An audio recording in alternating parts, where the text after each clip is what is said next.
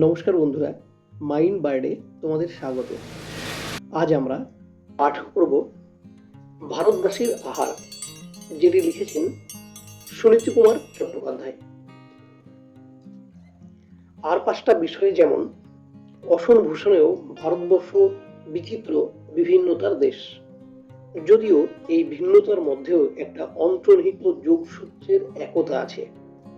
প্রাকৃতিক আবেষ্টনী জলবায়ু, খাদ্যবস্তুর সমাবেশ, এসব ভারতের বিভিন্ন অঞ্চলে ভিন্ন ভিন্ন হওয়ার ফলে পাঞ্জাব, উত্তর ভারত, বাংলা, মহারাষ্ট্র, দক্ষিণ ভারত, নেপাল প্রভৃতি অঞ্চলের খাবার আলাদা আলাদা ধরনের। ইউরোপে প্রাকৃতিক পরিবেশ ধরে সমগ্র মহাদেশটাকে দুটো প্রধান ভাগে বিভক্ত করা হয়েছে। অপেক্ষাকৃত ঠান্ডা উত্তর ইউরোপ আর তার চেয়ে গরম দক্ষিণ ইউরোপ। উত্তর ইউরোপে লোকে বেশি করে গরু পোষে। এ অঞ্চলে মাখনটাই সাধারণত ওরা বেশি করে খায়, মাখন দিয়ে আর অভাবে শূকরের চর্বি দিয়ে ভাজা বস্তুই বেশি প্রচলিত। আর তাছাড়া পানীয় হিসেবে যব থেকে তৈরি বিয়ার মদ উত্তরের দেশে বেশি খায়। দক্ষিণ ইউরোপ হচ্ছে ছাগলের দেশ, আর ওই অঞ্চলে জলপাই গাছ খুবই হয়। জলপাইয়ের তেল সাধারণত রান্নায় ব্যবহৃত হয়ে থাকে। আঙুর ও ফলে অজস্র, সেই জন্য আঙুরের রসে তৈরি মদ সকলেই খায়। খাবারের এই রকম ফের দেখে উত্তর ইউরোপের সম্বন্ধে বলা হয় বিয়ার অ্যান্ড বাটার এরিয়া, আর দক্ষিণ ইউরোপ সম্বন্ধে wine and olive oil area. ভারতবর্ষকে মোটামুটি এই ধরনের ভাগ করা যেতে পারে: পাঞ্জাব, উত্তর ভারত, মহারাষ্ট্রের শুকনো অঞ্চল, আর সমুদ্রের উপকূলের বর্ষার দেশ। আর সাধারণত খাওয়া ধরে উত্তর অঞ্চলের নাম করা যায় হোয়াইট অ্যান্ড ডাল অ্যান্ড ঘি এরিয়া, অর্থাৎ রুটি, ডাল আর ঘিয়ের দেশ। আর বাংলা, উড়িষ্যা, আসাম, মাদ্রাজ, মুম্বাইয়ের, কেরলের সমুদ্র তীরের অঞ্চলগুলিকে বলা যায় rice and fish and oil area, অর্থাৎ ভাত, মাছ, তেলের দেশ। এই তেল সব জায়গায় একই নয়। বাংলা, আসাম, উড়িষ্যায় সর্ষের তেল, অন্ধ্র, কর্ণাটক, তামিলনাড়ুতে তিলের তেল, কেরলে নারকেলের তেল। ঘি খাইয়েরা এর একটাও পছন্দ করে না। আজকাল ভেজিটেবল ঘির কল্যাণে এ বিষয়ে ভারত সমভূমি হয়ে যাচ্ছে। ভারতের আহারে এর আগমনে এক ধরনের বিপ্লব এসে গিয়েছে। খাওয়া দাওয়ার পার্থক্য অল্প বেশি ভারতের বিভিন্ন প্রান্তে থাকলেও কতগুলি ব্যাপারে এই খাওয়া দাওয়াতেও একটা নিখিল ভারতীয় সাম্য দেখা যায়। ভারতীয় খাদ্যের প্রথম কথা, এতে নিরামিষের আধিপত্য। ভারতের সাধারণত খাওয়া জাতীয় আহার হচ্ছে ডাল, ভাত বা ডাল রুটি। এই রুটি কোথাও গমের আটা থেকে হয়, কোথাও জব থেকে, কোথাও আবার বাজরা বা মাড়ুয়া থেকে। ডালে একটু মশলা আর তেল বা ঘি থাকা চাই। ভারতের ন্যাশনাল ডিশ, জনপ্রিয় খাদ্য হচ্ছে ভাত আর তরকারি, তা সে নিরামিষ ডাল বা সবজির ঝোল, ডালনা শুক্তোই হোক বা মাছ মাংসের তরকারি হোক। আন্তর্জাতিক খাদ্য তালিকায় ভারতবর্ষ থেকে দুটি জিনিস গৃহীত হয়েছে। প্রায় সব দেশের রেস্তোরাঁয় এই খাবার কখনো না কখনো পরিবেশিত হয়ে থাকে, আর লোকে আগ্রহ করে খায়ও। সে দুটি হচ্ছে রাইস অ্যান্ড কারি, অর্থাৎ মশলা দেওয়া তরকারি, মাংস, ডিম বা মাছের, আর ভাত, আর চাটনি, অর্থাৎ মশলাদার টক মিষ্টি চাটনি। এছাড়া দক্ষিণ ভারতের ঝাল টক ডালের স্যুপ, যাকে রসম বলে, সেটাও একটি ইংরেজ পছন্দ খাদ্য হয়ে দাঁড়িয়েছে। তামিলের এর নাম মুলগুত্তনির, অর্থাৎ লঙ্কার জল, পিপার ওয়াটার। এই নাম ইংরেজদের মুখে হয়ে দাঁড়িয়েছে মল্লিকা তাইওয়ানি স্যুপ। আরো কতগুলি খাবারের জিনিস আছে যেগুলি অতি প্রাচীনকাল থেকেই সমগ্র ভারতের জনপ্রিয় খাদ্য, তবে ভারতের বাইরে কারি ভাত আর চাটনির মতো এতটা প্রসার লাভ করেনি। যেমন খিচুড়ি, এটি সর্বত্রই প্রচলিত, কিন্তু ভারতের বাইরে ডাল তেমন চলে না বলে খিচুড়ি বাইরের লোকেদের পছন্দসই হওয়া কঠিন। আরেকটি ভারতীয় খাদ্য হচ্ছে পায়স বা পরমান্ন। প্রচুর খাঁটি দুধ দিয়ে তৈরি হয় হলে এটি একটি দেবভোগ্য খাদ্য হয়, কিন্তু মধ্যপ্রাচ্য আর আন্তিক প্রাচ্য দেশ ছাড়া, যেমন আরব দেশ, গ্রিস, অন্যত্র এই পায়েসের তেমন রেওয়াজ নেই। ভারতের লুচি বা পুরিও তেমন বাইরে নিজের স্থান করে নিতে পারেনি। ভারতবর্ষের পাক পদ্ধতির কৃতিত্ব বেশিরভাগ হচ্ছে নিরামিষ খাদ্য নিয়ে। আর নিরামিষের মধ্যে ভারতবর্ষ কতগুলি ভালো মিষ্টান্নের সৃষ্টি করেছে, কিন্তু সেগুলিও জগৎজোড়া হতে পারেনি। ভারতের কোনো কোনো অঞ্চলে মাছের রান্নার নিজস্ব বৈশিষ্ট্য আর তার আছে, যেমন বাংলাদেশে মাংস রান্নায় ভারতবর্ষ ইরানের অনুকরণেই বেশি করেছে। ইরানের রান্নায় মশলার একটু আধিক্য হয়ে সৃষ্টি হয়েছে ভারতের মোগলাই রান্না। রন্ধন জগতে এর একটা নিজস্ব স্বতন্ত্র স্থান আছে। ভারতবর্ষ মুখ্যত নিরামিষ ভোজীর দেশ। মাছ মাংস যারা খায় তাদের সংখ্যাও অবশ্য কম নয়, কিন্তু অন্য দেশের তুলনায় মাংস খাওয়া এদেশে খুবই কম। যারা খায় তারা আবার প্রত্যেক দিন খায় না বা পায় না। এদেশে নিরামিষ খাদ্যশস্য, শাকসবজি, ডাল, দুধ এসবেরই চল বেশি। নিরামিষ খাদ্যের সুলভতা আর গরম দেশ বলে নিরামিষ খাদ্যের স্বাস্থ্যের জন্য উপযোগিতা, এই দুই কারণ ছাড়া দেশের জনসাধারণের মধ্যে অহিংসার আদর্শের ব্যাপক আর গভীর প্রসার এদেশের নিরামিষ আহারের দিকে আকর্ষণের একটা বড় কারণ। আমিষপ্রিয় বহু জাতি ভারতে এসে ক্রমে নিরামিষের ভক্ত হয়ে পড়েছে। ভারতের আর্যদের কথাও এই। আগে আর্যরা ছিল আমিষপ্রিয়, পরে প্রধানত নিরামিষাশী বা শাকাহারী। প্রাগৈতিহাসিক কালে মানুষ পশুপক্ষীর মতো খাদ্য সংগ্রহ করে বেড়াতো। শিকার করে মাছ ধরে বা কুড়িয়ে বাড়িয়ে বা মাটি খুঁড়ে বা খুঁটে পশু বা পক্ষীর মাংস, মাছ, কচ্ছপ, কাঁকড়া, শামুক, গুগলি, কন্দমূল, পোকামাকড় যা পেত সবই খেত। পরে মানুষ পশুপালন শিখলো, যব, ধান, গম, বাজরা প্রভৃতির চাষ শিখলো। তখন গৃহপালিত পশুর দুধ আর মাংস আর চাষের ফল শস্য, বিশেষ করে তার ভোগে এলো। মানুষ খাবার সংগ্রহ করার আদিম অবস্থা থেকে খাদ্য প্রস্তুত আর সঞ্চয় করার উন্নত অবস্থায় এসে দাঁড়ালো। এই সময়েই দেশের প্রাকৃতিক পরিবেশ অনুসারে বিভিন্ন অঞ্চলে মানুষের মধ্যে খাদ্য বিষয়ে অভ্যাস দাঁড়িয়ে গেল। পশুপালক অর্ধ যাযাবর জাতির মানুষ যেমন আদিম আর্যরা ছিল, দুধ আর মাংসর দাস হয়ে পড়ল। আর নানা চাষি জাতির মানুষ যেমন নিষাদ, অস্ট্রিক প্রমুখ ভারতের অনার্য, তাদের মধ্যে চাল, ডাল, শাক সবজি আর যেখানে পাওয়া যেত সেখানে মাছ আর গৃহপালিত হাঁস মুরগির, পায়রা প্রভৃতির মাংস, এই সবেরই প্রচলন বেশি হলো। গরু, ছাগল, ভেড়া, ঘোড়া, ভারতের অনার্যদের মধ্যে এই সকল পশুর রেওয়াজ তদ্দা ছিল না। চাষের কাজেও মানুষ বলদ, ঘোড়া, লাঙলের ব্যবহার তখন করতো না। জুম চাষ বা কোদাল দিয়ে মাটি কুপিয়ে হাতের সাহায্যে চাষ এই করত। তবে এরা শূকরও পুষত, শূকরের মাংসও খেত।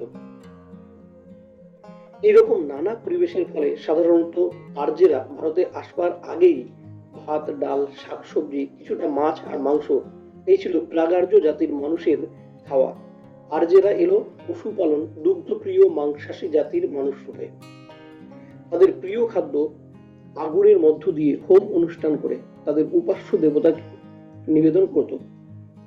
এই খাদ্য ছিল দম বন্ধ করে অথবা নিষ্ঠুরভাবে আলম্ভন করা বা হত্যা করা ছাগল, ভেড়া, গরু, ঘোড়ার মাংস বা চর্বি, জবের রুটি, পুরো ডাস, দুধ, ঘি আর মাদক সোমরস। এইসব জিনিস না হলে আগুনে ফেলে দেবতাদের জন্য এগুলি নিবেদন না করলে তাদের উপাসনা হতো না। অনার্যদের পূজারীতি অন্য ধরনের ছিল। আগুনের পাঠ এতে ছিল না। এখানে অনার্যদের কথা বলা হয়েছে। দেবতার মূর্তি বা প্রতীকের সামনে নানা প্রকারের কাঁচা শস্য, ফলমূল আর রান্না করা সুখাদ্য অর্পিত হতো। দেবতার প্রসাদ বলে লোকে তাই শ্রদ্ধার সঙ্গে খেত।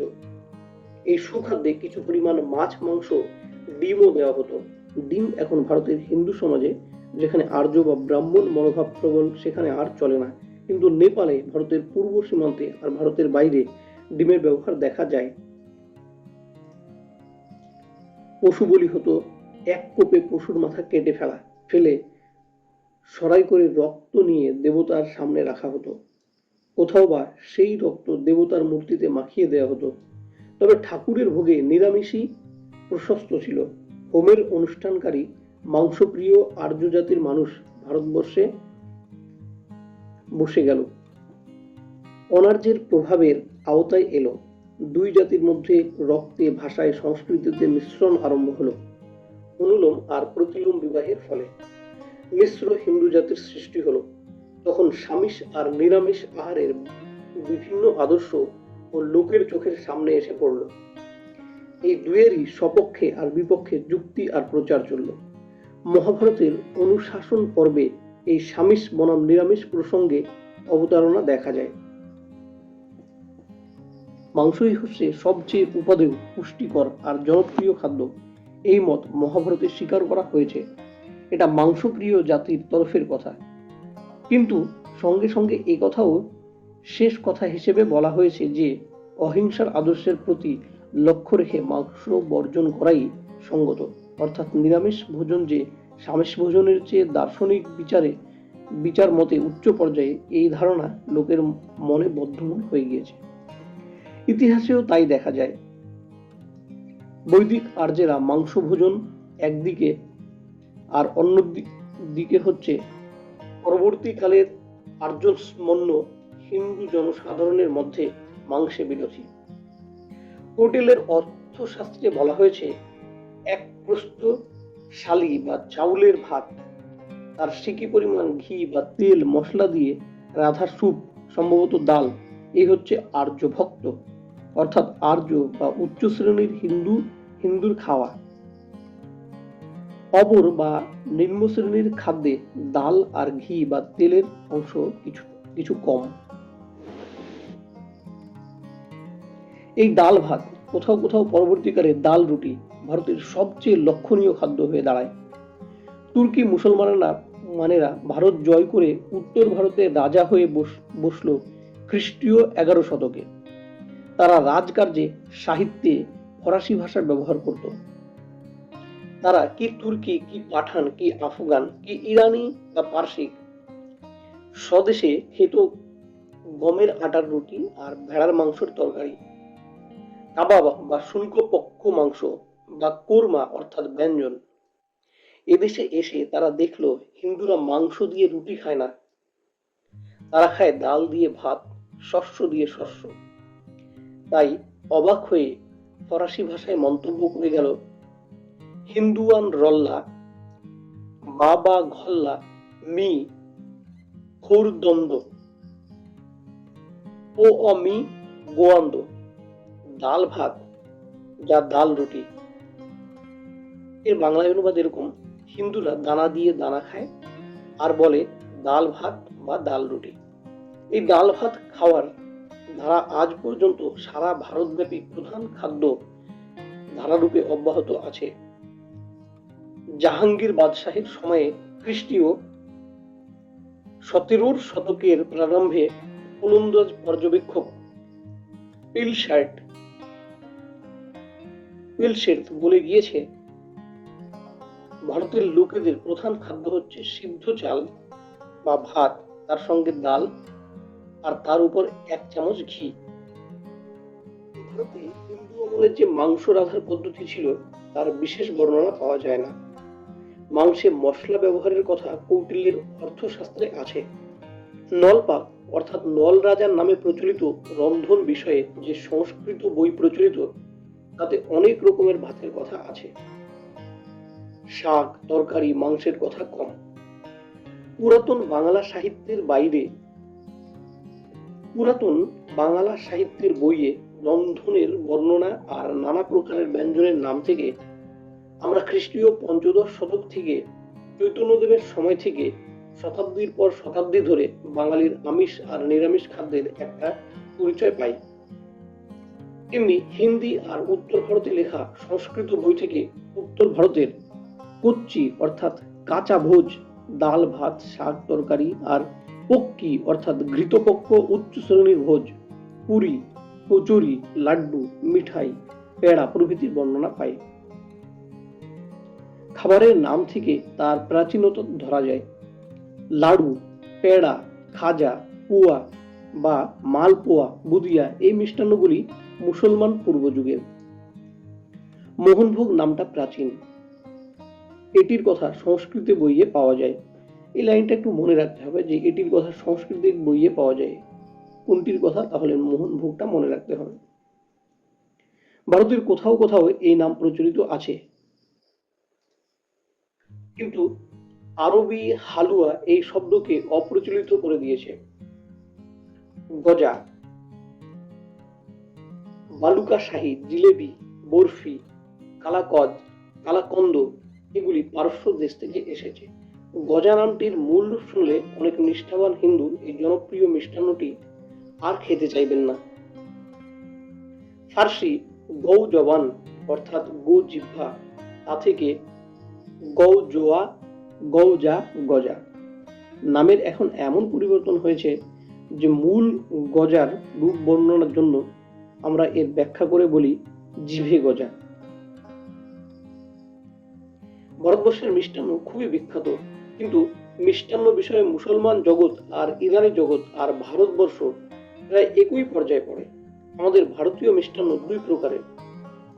এক, দুধ জমিয়ে আর দুধ ফাটিয়ে ক্ষীর আর ছানার আধারে তৈরি মিষ্টান্ন, যেমন পেড়া, বরফি, কালাকন্দ, গোলাপজাম, রাবড়ি আর সন্দেশ, রসগোল্লা, ছানা বড়া, ছানার মুড়কি, চমচম।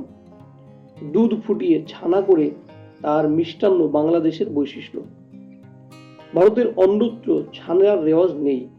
বাংলার রসগোল্লা এখন নিজ গুণে বঙ্গাল মিঠাই নামে সমগ্র ভারতে এক অতি বিখ্যাত মিষ্টান্ন হয়ে দাঁড়িয়েছে। বহু স্থানে উচ্চাঙ্গের ভোজে রসগোল্লা থাকতেই হবে। দ্বিতীয় প্রকার মিষ্টান্ন হচ্ছে ষষ্ঠ চূর্ণের আধারে জবের ছাতু, গমের আটা, চালের গুঁড়া, ডালের গুঁড়া প্রভৃতি ঘিয়ে বা তেলে ভেজে নুন বা চিনির রস মিশিয়ে তৈরি নোনতা বা মিষ্টি পক্কান্ন। এর উপরে আবার নারকেল কুচি বা কোড়া, পেস্তা বাদাম, কিশমিশ প্রভৃতি দেওয়ার রেওয়াজ আছে। ইউরোপের মিষ্টান্ন, কেক এবং পেস্ট্রিতে ডিম থাকা চাই। ভারতীয় মিষ্টান্নে ডিম থাকে না, ধর্মের দিক দিয়ে ডিম বারণ। হালুয়া দক্ষিণ ভারতের উপমা, লুচি, সিঙ্গাড়া বা সম্বোসা, ধোসা, নানা রকমের বড়া আর বড়ি, ভাজা আর ফুলুরি প্রভৃতি এই পর্যায়ে আসে। খাঁটি ভারতীয় রান্নায় আবার প্রাদেশিক বৈশিষ্ট্য আছে। উত্তর ভারতের ডাল, ভাজা, শাক প্রভৃতিতে যেভাবে বঘার বা ফোড়ন দেওয়া হয় তা আমাদের দেশের ফোড়ন থেকে সাতলানো থেকে আলাদা। আবার ভাতে সিদ্ধ করে তরকারির তার বদলানো হয়। দই, তেঁতুল, আমচুর, লঙ্কা, মরিচ, গরম মশলা, কোথাও বা ভাজা মশলা, নারকোল এসব ভারতীয় রান্নার অন্যতম প্রধান উপকরণ। চীনা বা ইউরোপীয় অথবা আরব ইরান রান্নায় এসবের পাঠ তেমন নেই। ভারতের গ্রামীয় বা প্রাদেশিক রান্নার কথা নিয়ে বড় একখানি বই লেখা যায়। সুখের বিষয় বাংলার নিজস্ব রান্নার সম্বন্ধে খাঁটি বাঙালি রান্না আর যেসব জিনিস বাঙালি হিসেবে স্থান পেয়েছে সেই সব বিদেশি রান্না, এই দুইয়ের সম্বন্ধে স্বর্গীয় বিপ্রদাস মুখুজ্জে মহাশয়ের বিখ্যাত বই পাক প্রণালী গৌরবের সঙ্গে উল্লেখ করবার। মুসলমানি অর্থাৎ ইরানি ভারতীয় রান্না ভারতের রান্নারই মধ্যে পড়ে। পর্তুগিজ, ফরাসি, ডচ এদের কাছ থেকে আর ইংরেজদের কাছ থেকেও অনেক কিছু আমরা নিয়েছি, বিশেষ মাংস পাকে। ডচেদের ইস্পাস হয়েছে আমাদের ইস্পাস। ভাতে মাংসে পাক করা দ্রুত মিশ্রিত মশলা কেশর দেওয়া পোলাও, নয়। ইংরেজি চপ কাটলেট নামগুলি নিয়েছে, কিন্তু পদ্ধতিটা আমরা পর্তুগিজের কাছ থেকে শিখেছি। ইংরেজির চপ কাটলেট মাংসকে কিমা করে রাঁধা হয় না, হাড় শুদ্ধ পাঁজরার মাংসই এতে ব্যবহার করা হয়। ইন্দো পর্তুগিজ যা গোয়ায় আর চাটগাঁয়ে প্রচলিত, আর অ্যাংলো ইন্ডিয়ান রান্না যা সারা ভারত জুড়ে ইংরেজ আর ফিরিঙ্গির ইউরোপীয় হোটেল রেস্তোরাঁয় বাবুর্চিখানায় প্রচলিত, এই দুটিকেও ভারতীয় রান্নার মধ্যে গণ্য করতে হবে। ভারতবর্ষে কোথাও কোথাও 700-800, হয়তো 1000-1500 বছর ধরে প্রাচীন রন্ধন পদ্ধতি অপরিবর্তিত অবস্থায় পাওয়া যায়। যেমন পুরীর জগন্নাথের মন্দিরে যে ভোগ দেওয়া হয়, খ্রিস্টীয় দ্বাদশ শতকে উড়িষ্যার শ্রেষ্ঠ নিরামিষ রান্নায় এই নিদর্শন এই কয়েক শত বছর ধরে অপরিবর্তিত রূপে চলে এসেছে। তেমনি দক্ষিণ ভারতের অনেক মন্দিরে ভোগের সম্বন্ধেও একথা বলা যায়। এগুলির বিশেষ আলোচনার মধ্যে ভারতবর্ষের রন্ধন শিল্পের ইতিহাসের কথা নিহিত আছে। আবুল ফজলের আইন-ই-আকবরীতে আকবর বাদশার রন্ধনশালার 30 রকম খাদ্যের উপাদান দেওয়া আছে। 10 রকম শুদ্ধ নিরামিষ, 10 রকম মিশ্র আমিষ নিরামিষ, আর 10 রকম শুদ্ধ আমিষ। 10 সের ঘি, 10 সের মিশ্রি, 10 সের সুজি আর অন্য উপকরণ সম্ভবত এইভাবে এই ইচ্ছে বাদশাহী হালুয়ায় উপাদানের প্রমাণ। মোট কথা, ভারতবর্ষের লোক যা খায় তার একটা আলোচনা নানা দিক দিয়ে কৌতুকপ্রদ, শিক্ষাপ্রদ। পার্থক্য নানা রকমের আছে, কিন্তু তবুও একটা সাধারণ ভারতীয়তা আছে। বিদেশ, লন্ডনে, প্যারিসে, নিউ ইয়র্কে যেসব ভারতীয় ভোজনশালা আছে, সেগুলির মধ্যে ভোজন বিষয়ে যে সাধারণ ভারতীয় বৈশিষ্ট্য ধরে দেওয়া হচ্ছে তা স্বীকার করতেই হয়।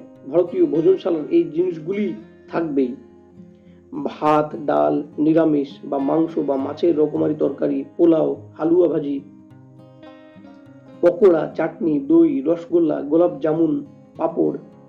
এই পাঁপড় একটি নিখিল ভারতীয় বস্তু। শব্দটি সংস্কৃত পরপট রূপে পাওয়া যায়। এটি ধন্যাত্মক শব্দ বলে কেউ কেউ মনে করেন। পরপট থেকে পপ্পড়, পপ্পড় থেকে পপ্পড়, তাহাতে পাঁপড়, পপ্পড়, পাঁপড়, পপোডম ইত্যাদি আধুনিক রূপ। কিন্তু মনে হয় এই ডালের পৃষ্ঠ থেকে তৈরি এই জনপ্রিয় ভারতীয় খাদ্যবস্তু মূলে দ্রাবিড় জাতির দান তুলনীয়। তামিলে ডাল অর্থে পপ্পু শব্দ। ভারতীয় আহারের অনেকখানি অংশই প্রাগার্য যুগের খাদ্যবস্তু আর রন্ধন রীতির আধারে গঠিত, এ বিষয়ে সন্দেহ নেই। সমাপ্ত।